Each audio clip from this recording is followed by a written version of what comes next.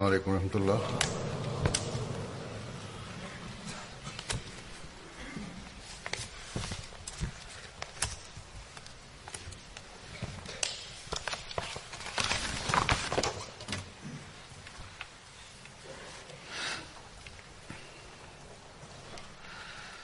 أشهد أن لا إله إلا الله وحده لا شريك له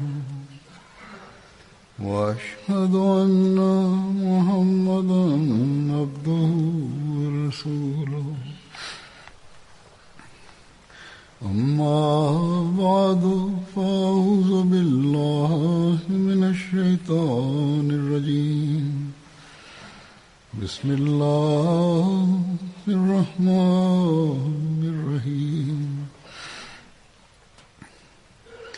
الحمد لله رب العالمين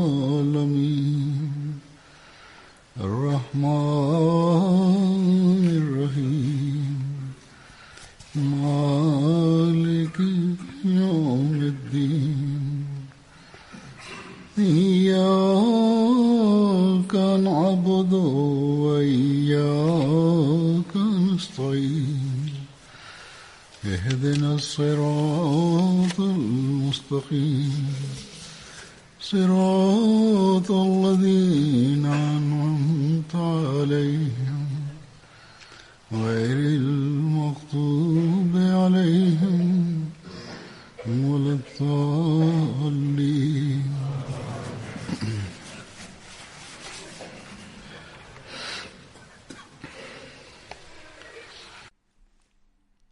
Besimtari,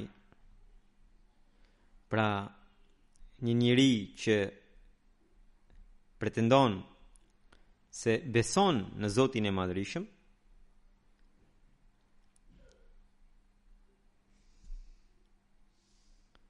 gjithnjë duhet ta ketë parasysh porosinë e Zotit të Madhërisëm që ai na ka krijuar për adhurimin e tij, siç thotë وَمَا خَلَقْتُ الْجِنَّ وَالْإِنسَ إِلَّا لِيَعْبُدُونَ. Unë nuk kam krijuar gjindet dhe njerëzit përveç se të më adhurojnë mua. Më pas, Allahu i Madhërisëm na ka treguar edhe metodat e adhurimit, cilat përfshin edhe lëvizjet fizike dhe gjithashtu edhe lutje të përcaktuara që mund të quajmë, pra këtë të fundit mund të quajmë edhe dhikr. Namazi i përfshin të dyja. Pra, namazi ka edhe lëvizjet fizike, por gjithashtu edhe dhikr. Po ashtu, përveç namazit, ka edhe dhikr tjetër, shtesë, që një besimtar duhet ta bëj. Në Kuranin famëlart, Allahu i Madhërisëm na ka mësuar lutje të shumta duke ju referuar profetëve të ndryshëm. Lutje të cilat ne mund t'i bëjmë edhe gjatë namazit. Dhe gjithashtu edhe në jetën tonë të përditshme, duke ecur, duke punuar. Njerëzit më shkruajnë në letrat e tyre që njëri thot që kam filan problem, një tjetër thot që kam këtë problem, më tregoni ndonjë lutje. Dhe më tregoni ndonjë dua që të më zgjidhet problemi, dhe unë atyre zakonisht shkruaj që të përqendrohen në namaz, të luten sa më shumë në sejdë, të bëjnë dua në namazet e tyre e t'i kërkojnë ndihmë Allahut, Zotit të tyre. Por sot dua t'ju tregoj për një dhikr të caktuar, të cilin profeti Muhammed sallallahu alaihi wasallam e bënte vazhdimisht, dhe që përfshin disa lutje që janë shpallur prej Zotit të Madhërisëm. Dhe gjithashtu, duke e bërë këtë dhikr, njeriu nga njëra anë e kupton njëshmërinë e Zotit dhe nga ana tjetër vjen në mbrojtjen e tij në mbrojtjen e tij nga çdo gjë e keqe. I dërguari i Allahut sallallahu alaihi wasallam jo vetëm që e bënte vazhdimisht para se të flinte këtë dhikr, gjithashtu i porosiste edhe sahabët që ta bënin. Dhe në shumë vende ai ka treguar rëndësinë e këtyre lutjeve dhe dobinë e tyre. Për sa i përket praktikës së profetit Muhammed sallallahu alaihi wasallam, thuhet në një rrëfim që i dërguari i Allahut sallallahu alaihi wasallam para se të flinte çdo natë, para se të flinte,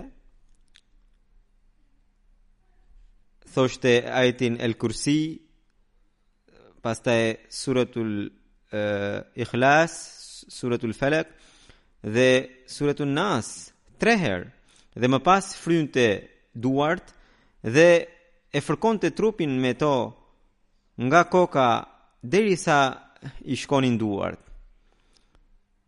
Dhe këtë punë profeti sallallahu alaihi wasallam bënte çdo natë para se të flinte.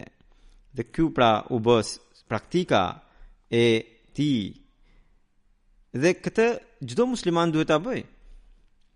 Ne, sidomos, që na ka porositur shërbëtori i Muhamedit sallallahu alaihi wasallam, Mesiu premtuar alayhi salatu wasalam, ne duhet të bëjmë përpjekje të veçantë për ta realizuar këtë praktikë, sidomos në këtë situatë që po kalojmë.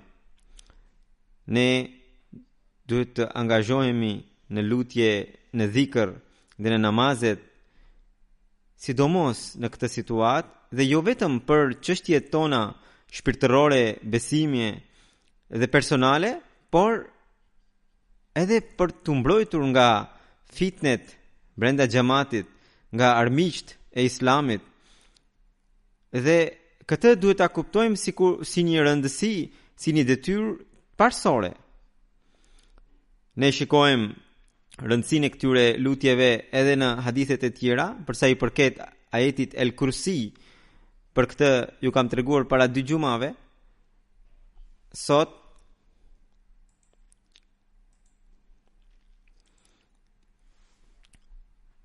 do t'ju tregoj më gjerë rreth 3 sureve të Kuranit, 3 sureve të fundit të Kuranit, se si i dërguari i Allahut sallallahu alaihi wasallam vazhdimisht dhe në mënyra të ndryshme u ka treguar sahabëve që ti lexonin, ti mësonin këto sure. Në një hadith thuhet: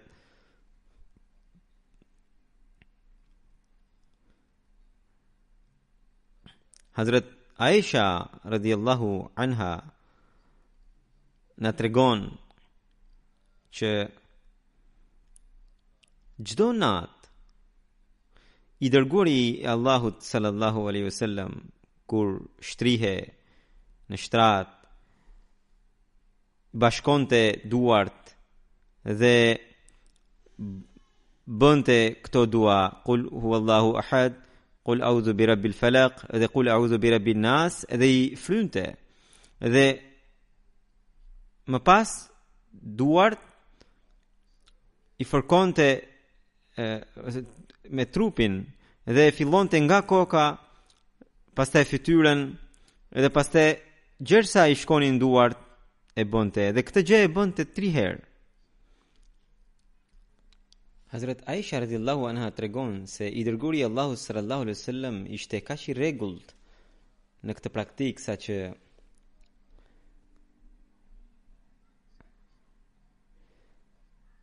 në sëmundjen e tij të fundit, Hazrat Aisha radhiyallahu ta'ala anhu ja bënte këtë lutje dhe frynte në duart e tij dhe po me duart e tij e fërkonte trupin e tij. Kështu që rëfimi i Hazrat Aishës, le ta dëgjojmë, ajo thot që në sëmundjen e fundit i dërguari Allahu sallallahu alaihi wasallam i lexonte këto sure, por kur i rëndua smundja, atëherë unë i lexoja dhe i frya në duart e tij dhe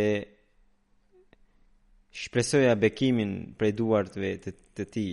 Kështu që Hazrat Aisha radhiyallahu anha ishte e bindur në efektin e këtyre lutjeve dhe në këtë praktik. Se si i dërguari Allahu sallallahu alaihi wasallam u mësoi sahabëve rëndësinë e këtyre lutjeve. Në lidhje me këtë, Hazrat Aqba bin Amir radhiyallahu anhu tregon që një herë unë e takova të dërguarin e Allahu sallallahu alaihi wasallam dhe ai më kapi për dorë dhe më tha: "O Uqba bin Amir, a të tregoj 3 suret më të bukura, më të mira që ka zbritur i Zoti i Madhrishëm në Tevrat dhe Injil, Zebur dhe në Kur'an?" Ai tha: "Të bëfsha kurbanu i dërguari i Allahut, më trego." Dhe më pas ai më tregoi: "Qul huwallahu ahad, qul a'udhu birabbil falaq dhe qul a'udhu birabbin nas." Dhe më tha: "O Uqba, mos i harro këto sure dhe të mos kaloj asnjë natë që ti të mos i kesh lexuar këto sure." Uqba thot që kur më tha profeti sallallahu alaihi wasallam këto fjalë, deri më sot nuk kam kaluar asnjë natë që nuk i kam lexuar këto sure. Kështu që i dërguari Allahu sallallahu alaihi wasallam tha: "Mos i harro këto sure dhe të mos kaloj asnjë natë ty që të mos i kesh lexuar këto." Kjo tregon qartazi se veti i dërguari Allahu sallallahu alaihi wasallam sa shumë i përpikt ishte në leximin e këtyre sureve.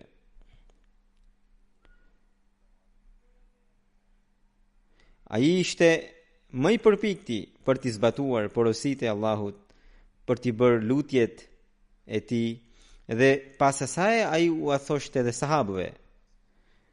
Pastaj duke treguar rëndësinë e surës Al-Ikhlas, pra surja që fillon Qul huwallahu ahad.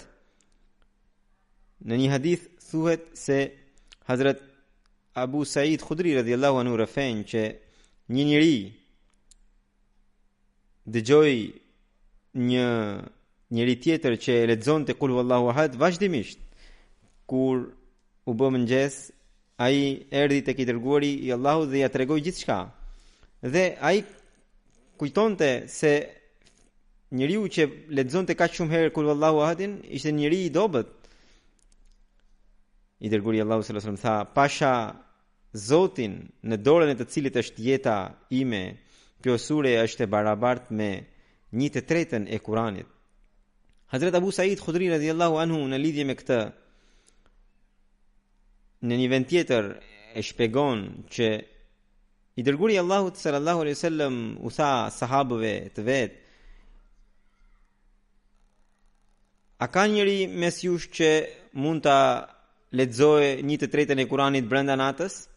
Sahabët thanë: "O i dërguari i Allahut, kush prej nesh e ka këtë aftësi që ta lexojë Kuranin 1/3 e tij brenda një nate?" I dërguari i Allahut sallallahu alaihi wasallam tha: "Allahu al-Wahidus Samad", pra surja Al-Ikhlas është 1/3 e Kuranit.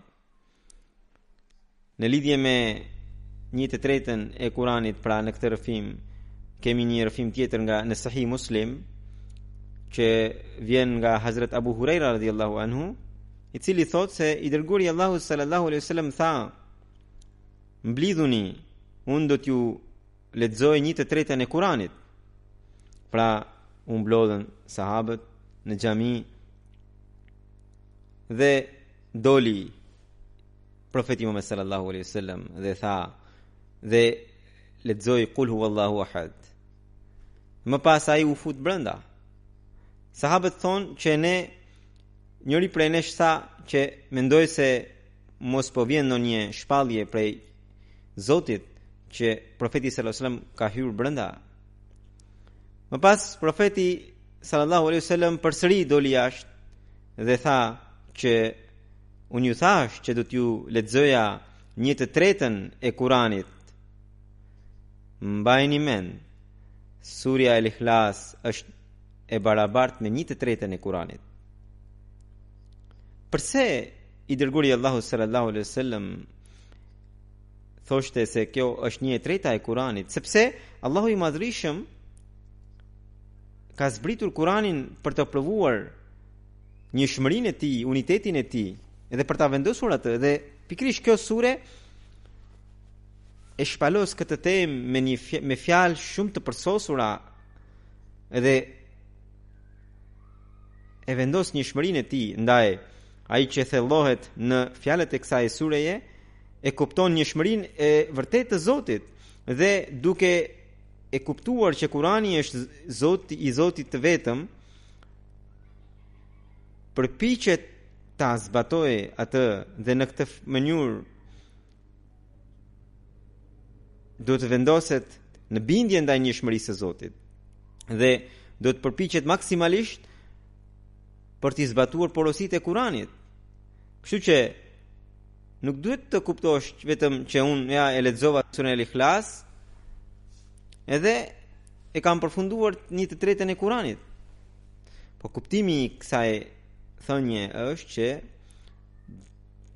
ta kuptoni këtë sure dhe të vendoseni në besimin ndaj njëshmërisë së Zotit. Po ashtu ka rrëfime të tjera, ka ajete të ndryshme për të cilat profeti sallallahu alaihi wasallam tha për secilën pjesë prej tyre, kjo është 1/4 e Kuranit, kjo është 1/4, kjo është 1/4, kjo është 1/4. Nëse ne i mbledhim ato ajete, atëherë del që vetëm me ato pak ajete, duke i lexuar ato pak ajete, ne mund të pretendojmë që e kemi lexuar gjithë Kuranin. Ndërkohë profeti sallallahu alaihi wasallam nuk e ka këtë kuptim, por e ka që ne t'i zbatojmë ato ajete dhe të thellohemi në ato ajete, dhe vetëm atëherë do të kemi dëshirë dhe ta lexojmë gjithë Kuranin. Çfarë është Kurani famlart? Kurani famlart vjen për të vendosur njëshmërinë e Zotit, dhe për këtë çdo njeri duhet të përpiqet dhe duhet të lutet për ta. Pastaj një rrëfim tjetër që vjen nga Hazrat Aisha radhiyallahu anha, ajo thotë që i dërguari Allahu sallallahu alaihi wasallam caktoi një njeri emir të një ushtrie dhe dërgoi për një betejë. Dhe ai për natë u dhiqte namazin ushtarëve dhe çdo namaz, çdo rekat e mbyllte me kul wallahu ahadin. Kur sahabët u kthyen, i thanë të dërguarit të Allahu sallallahu alaihi wasallam kështu bënte, ai tha që pyeteni atë se pse e bënte. Sahabët e pyetën dhe ai tha që e bëj kështu sepse këtu kemi atributet e Zotit, të Rahman, dhe prandaj më pëlqen. I dërguari Allahu sallallahu alaihi wasallam tha: "Thuini atij njeriu që edhe Allahu e do shumë atë." Pastaj në Buhari kemi rrëfimin e Hazrat Enesit radhiyallahu anhu, i cili rrëfen që një ensari, pra një muslimani i Medinës, ishte imam në Mesjid Quba. Dhe kur ai lexonte në një sure pas El-Fatihas, më së pari lexonte surën Qul huwallahu ahad dhe më pas lexonte surën që dëshironte.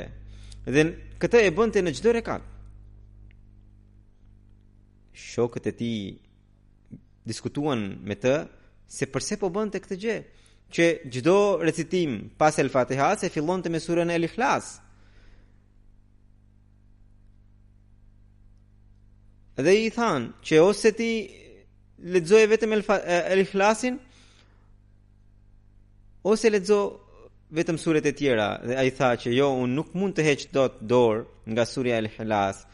Nëse juve ju pëlqen kjo gjë, më mbani si imam. Nëse nuk ju pëlqen, atëherë gjeni ndonjë imam tjetër. Unë po jap dorëheqje, por nuk heq dorë nga kjo sure. Ata besonin se pikërisht ai ishte më i denjë për të qenë imam, edhe nuk e pranuan dorëheqjen e tij. edhe shkuan tek profeti sallallahu alaihi wasallam dhe ja treguan ngjarjen. Edhe profeti sallallahu alaihi wasallam e pyeti që pse ti nuk vepron siç thon shokët e tu, që ta lësh surën al-Fatiha në çdo rekat dhe të mos e recitosh këtë në çdo rekat përpara se të recitosh në një sure tjetër. Edhe ai tha, i dërguari i Allahut, unë e dua shumë këtë sure, prandaj e lexoj. I dërguari i Allahut sallallahu alaihi wasallam tha, dashuria jote ndaj kësaj sureje ta ka futur në xhenet. Hazrat Ubay bin Ka'b radhiyallahu anhu tregon që kur i dhujtarët i kërkuan profetit Muhammed sallallahu alaihi wasallam tu tregonte trungun familjar të Zotit, atëherë Allahu i Madhrishëm ja zbriti profetit këtë sure Qul huwallahu Allahu samad. Kështu që samad do të thotë që ai as nuk është i lindur dhe as nuk e ka lindur dikush. Kështu që çdo kush që është i lindur do të vdes, dhe çdo kush që vdes duhet të jetë i lindur prej dikush. Andaj Zoti i Madhrishëm as nuk do të vdes, as nuk është i lindur. Dhe tha profeti, walam yakul lahu kufuwan ahad, se nuk barazohet asgjë dhe askush me të. Një tjetër rrëfim nga Hazrat Abu Huraira radhiyallahu anhu, se i dërguari Allahu sallallahu alaihi wasallam tha që njerëzit pyesin njëri tjetrin derisa thonë se filanin e ka krijuar Zoti i Madhrishëm. Edhe po Zotin kush e ka krijuar? Pra këtë pyetje njerëzit e bënin edhe në kohën e Muhamedit sallallahu alaihi wasallam, e bëjnë edhe sot. I dërguari Allahu sallallahu alaihi wasallam tha, kur ju përballeni njerëz të tillë me pyetje të tilla, atëherë lexojini surën Al-Ikhlas, Qul huwallahu ahad. Pra profeti tha që të thellohemi në këtë kuptimet e kësaj sureje, edhe atëherë do të kuptojmë që askush nuk e ka lindur Allahun. Zoti është që nga fillimi, dhe një njeri i tillë, thot profeti, duhet i kërkojë mbrojtjen Allahut nga shejtani i mallkuar, dhe atëherë shejtani nuk do ta bëjë dëm. Hazrat Abu Huraira radhiyallahu anhu thotë që unë erdha bashkë me profetin, dhe profeti dëgjoi një njeri tjetër duke kënduar Qul huwallahu Allahu samad. Profeti tha se ai e fitoi. Unë pyeta, çfarë o profet, o i dërguari i Allahut? Profeti tha se xhenetin. Hazrat Suhail bin Saad radhiyallahu anhu tregon që një njeri erdhi pranë profetit Muhammed sallallahu alaihi wasallam dhe ju ankua për varfrinë e tij. I dërguari i Allahut sallallahu alaihi wasallam tha që kur të hysh në shtëpinë tënde, nëse ka njëri brenda, thuaj assalamu alaikum. Dhe kur nuk ka njëri brenda, prap vetvetes thuaj selamu alaikum. Edhe pas asaj, një herë thuaj Qul huwallahu ahad. Edhe ky njeri kështu veproi derisa Zoti i ka dhënë kaq shumë risk, saqë edhe fqinjet e tij filluan të përfitonin prej tij. Pra ishte një kohë kur ai ishte i varfër, dhe duke zbatuar porosinë e profetit sallallahu alaihi wasallam, ai u bë kaq i pasur saqë ndihmonte fqinjet e tij. Kështu që kur njeriu e kupton mësimin e njëshmërisë së Zotit dhe e zbaton atë dhe beson se gjitha fuqit i takojnë Allahut të Madhrishëm, atëherë edhe Allahu i Madhrishëm e bekon pafund. Ai thot në një ajet tjetër që një njeri që ka takva, Zoti i Madhrishëm e furnizon kaq shumë nga vende ku ai nuk i imagjinon dot. Hazrat Anas bin Malik radhiyallahu anhu tregon që një njeri erdhi pranë profetit sallallahu alaihi wasallam dhe tha që mua më pëlqen shumë kjo sure Qul huwallahu ahad. Atëherë i dërguari Allahu sallallahu alaihi wasallam tha që dashuria jote ndaj kësaj sure do të fus në xhenet. Hazrat Jabir rëfen që i dërguari Allahu sallallahu alaihi wasallam tha që ai që lexon surën Qul huwallahu ahad çdo ditë 50 herë, ditën e Kiametit atij do t'i bëhet një thirrje, qohu dhe hyr në xhenet. Rëfehet nga Ibn Delmi, i cili ishte nipi i Nejashit dhe që i shërbente profetit Muhammed sallallahu alaihi wasallam, thotë që i dërguari Allahu sallallahu alaihi wasallam tha që ai që në namaz dhe përveç namazit lexoj 100 herë Qul huwallahu ahad, Zoti do ta mbrojë atë nga zjarri. Kështu që kjo është rëndësia e surës Al-Ikhlas.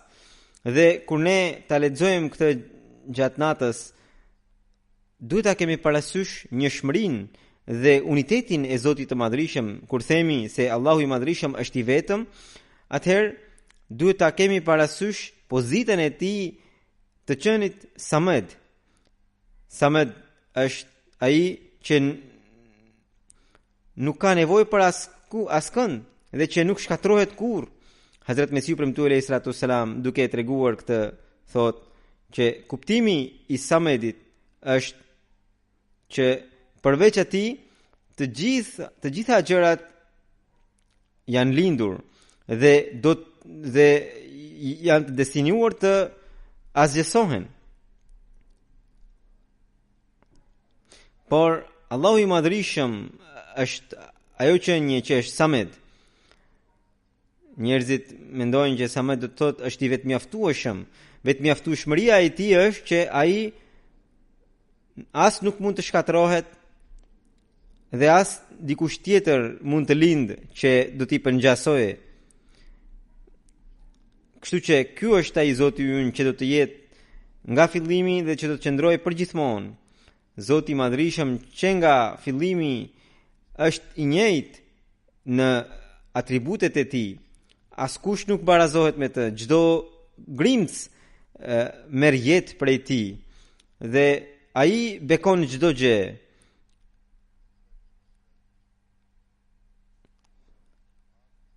Thot, ai vet nuk bekohet nga asgjë dhe askush.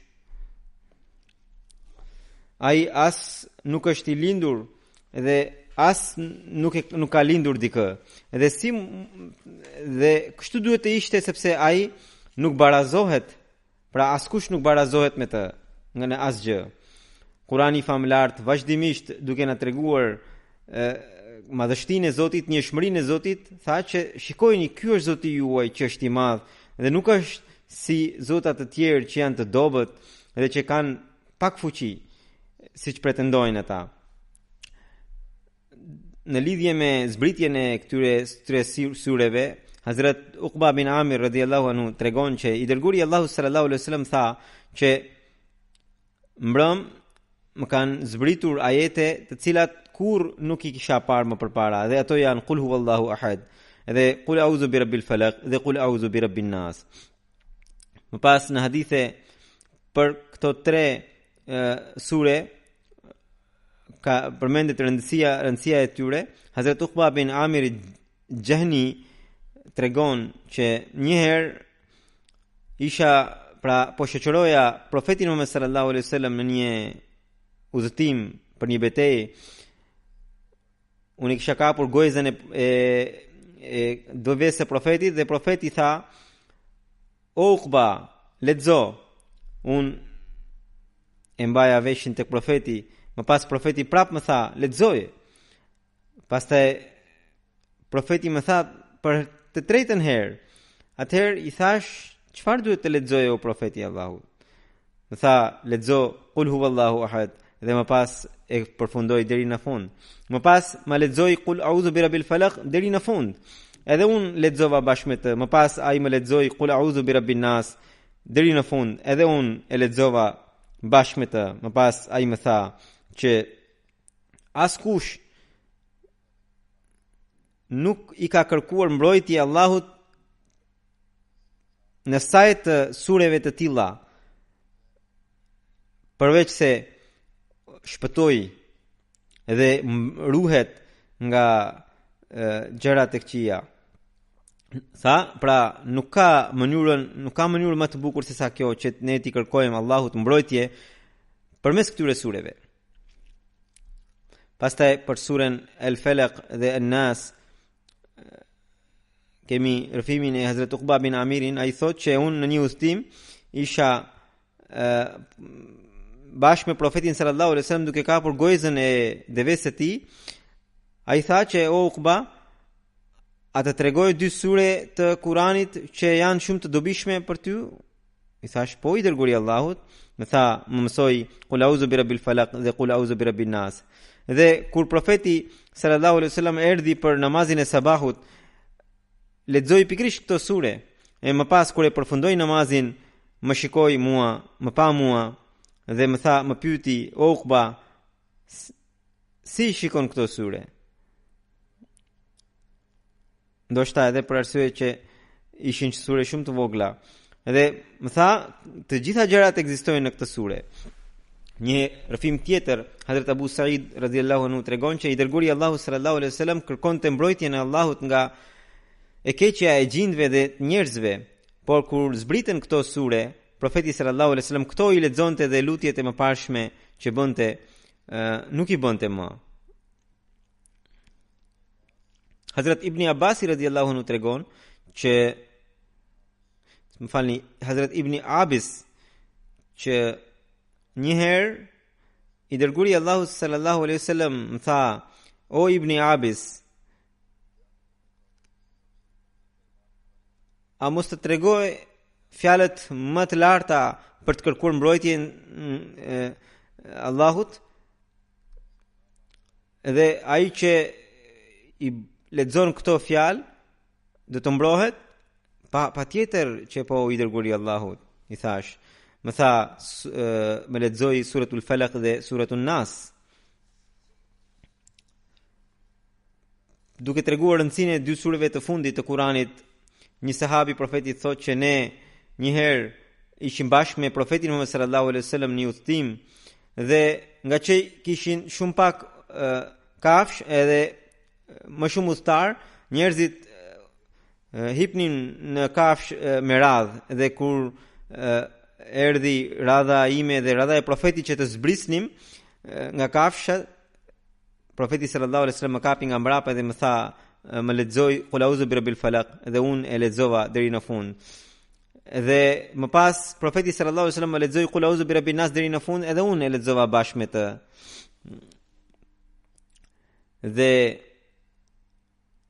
më pas profeti sallallahu alaihi wasallam më tha që kur të falni namazin lexoj edhe këto 2 sure. Uqba bin Amir Juhanis tregon që një herë në një udhtim isha bashkë me të dërguarin Allahu sallallahu alaihi wasallam, kur erdhi koha e sabahut, profeti thiri ezanin, bëri ikametin, edhe unë qëndrova në të djathtë të profetit dhe profeti gjatë namazit lexoi pikërisht këto 2 syret e fundit dhe më pas më pyeti, si të duken këto 2 syre? Më pas më tha që këto 2 syre lexoj sa herë që flen dhe sa herë që zgjohesh. Pra, kjo është rëndësia e këtyre sureve. Dhe në këtë kohë, rëndësia e leximit të tyre është akoma më e madhe.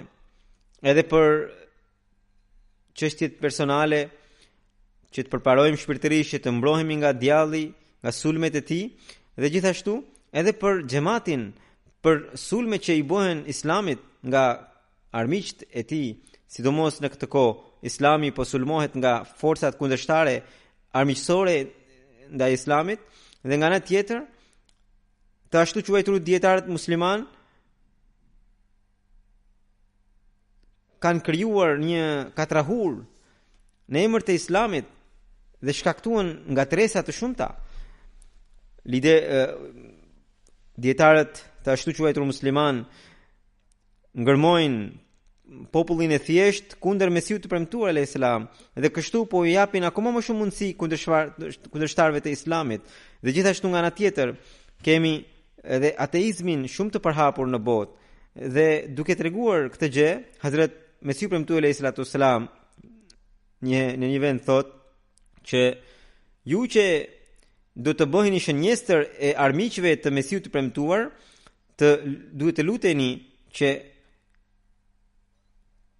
kërkojmë mbrojtjen e Allahut nga sherri i krijesave që janë shergjin të brendshëm edhe të jashtëm dhe nga sunduesi i agimit, sepse Zoti është ai që do të na agojë ditën, edhe këtu bëhet fjalë për agimin shpirtëror që do të vinte bashkë me ardhjen e Mesiut. Dhe të luteni Allahut që unë kërkoj mbrojtjen e Allahut nga nata e errët. Kjo është ajo natë që do të vinte për shkak të mohimit të Mesiut të premtuar. Pra, nga njëra anë kemi armiqtë e Islamit, nga ana tjetër kemi të ashtu quajtur dietar musliman që nuk dëshirojnë të kuptojnë gabimin e tyre dhe nxisin njerëzit kundër Mesiut premtuar alayhi salatu wasalam, sidomos në Pakistan në këtë situatë. Ahmedianët kanë shumë nevojë që të bëjnë këtë lutje. Hazrat Mesiu premtuar alayhi salatu wasalam thot që në surën El-Felek Allahu na mësoi që të kërkojmë mbrojtjen e Allahut nga sherri i natës së errët. Edhe ky sherr në fakt është i kohës së Mesiut të premtuar, që do të vinte për shkak të mohimit të tij. Dhe për këtë arsye Zoti na ka mësuar këtë lutje. Mjerisht, sot muslimanët janë në një gjendje për të ardhur keq, pavarësisht se Zoti u ka mësuar një lutje dhe u ka mësuar një lutje për të ardhur në mbrojtje nga errësira që do të vinte pas dritës. Edhe profeti sallallahu alaihi wasallam kaq në mënyrë të parsëritur i ka porositur që ta bënin këtë lutje, por muslimanët mjerisht nuk e zbatuan këtë porosi. Ata vijojnë të thellohen, të fundosen nga tërësat, dhe për këtë arsye edhe bota tjetër ka gjetur justifikimin për të akuzuar Islamin, sido që të jetë. Gjendja e sotme e muslimanëve na bën neve që ne të thellohemi në këtë sure, në mënyrë që të shpëtojmë nga këto errësira. Sharrin nafathati fil uqad, domethënë nga e keqja e atyre që fryn në nyjet. Ne të vim në mbrojtjen e Allahut nga e keqja e atyre që fryn në nyjet. Pra nga ata njerëz që me një marifet të veçantë fusin armiqësi dhe urrëtie kundër Islamit dhe kundër Ahmediatit. Dhe siç u thash, këtu kemi edhe jo musliman, por edhe musliman të ashtu quajtur dietar musliman. Njëra pal bën intriga për shkak të kundërshtimit të fesë, edhe pala tjetër po e bën për shkak të se ka devijuar nga Islami. Edhe që të dy janë në atë grup për të cilin Allahu i Madhrishëm thot që të ruhemi nga sherri i atyre që fryn në nyjet. Më pas në surën An-Nas Allahu i Madhrishëm na ka mësuar të qenit e tij Rabb, Zot dhe Malik, pra sundues dhe i adhuruar i vërtet. Dhe duke i kuptuar këto cilësi të Allahut, ne të vim në mbrojtjen e Allahut. Në këtë kohë ateizmi është shumë i përhapur dhe materializmi kaq shumë e ka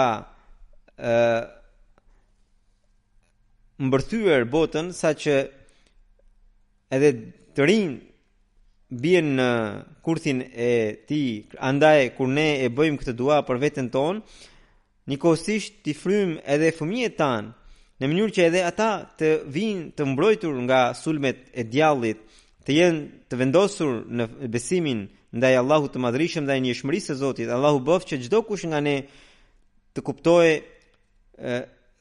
siç duhet këto sure, ta zbatojë porosinë e profetit sallallahu alaihi wasallam, ne të kemi të qartë temën e njëshmërisë së Zotit, ne asnjëherë të mos për ulemi para askujt përveç Zotit të Madhërisëm, dhe vetëm Zotin e Madhërisëm ta besojmë si burim i çdo të mire dhe askën tjetër jo. Ne të besojmë që burimi i çdo drite është Zoti i Madhërisëm, burimi i çdo bekimi është pikërisht ai. Edhe për të mbrojtur nga sherri i krijesave, ne të përulemi para Allahut, në vend që të përulemi para krijesave. Ne atë dritë që kemi përfituar duke pranuar Hazrat Mesiun e premtuar alayhi salatu wassalam, i cili është hija e vërtet e profetit Muhammed sallallahu alaihi wasallam, Allahu na bëf që ne të tregohemi të qëndrueshëm dhe asnjëherë të mos vërtitemi në errësira, dhe gjithashtu Allahu i Madhërisëm që na ka dhënë bekimin e kalifatit, ne të jemi gjithmonë të lidhur me të. Allahu i Madhërisëm gjithnjë të na mbajë në mbrojtjen e tij nga çdo sherr, daç i besim që vjen në besim, daç që vjen në botën materiale. Gjithnjë të besojmë se Allahu i Madhërisëm është Allah, Zoti ynë dhe rritësi dhe mbrojtësi ynë. Ne Zotin e Madhërisëm të besojmë si mbretin e mbretërve dhe të kemi besim të palëkundur në sundimin e tij.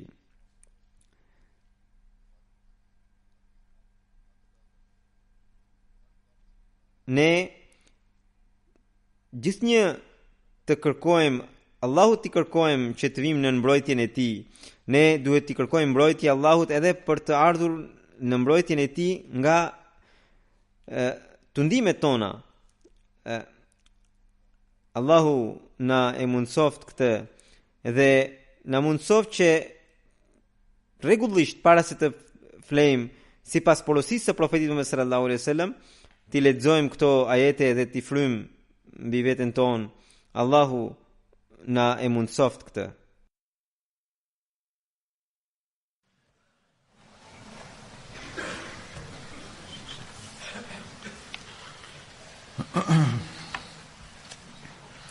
Alhamdulillah nahmaduhu wa nasta'inuhu wa nastaghfiruhu wa nu'minu bihi wa natawakkalu alayhi wa na'udhu billahi min shururi anfusina wa min sayyiati a'malina. من يهده الله فلا مضل له ومن يضلل فلا هادي له ونشهد أن لا إله إلا الله ونشهد أن محمدا عبده ورسوله.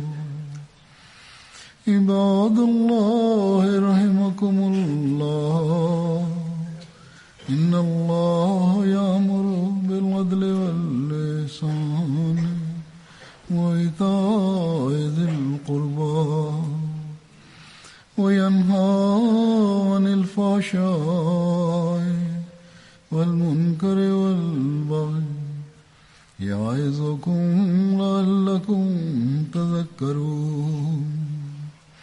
اذكروا الله يذكركم وادعوه يستجب لكم ولذكر الله أكبر.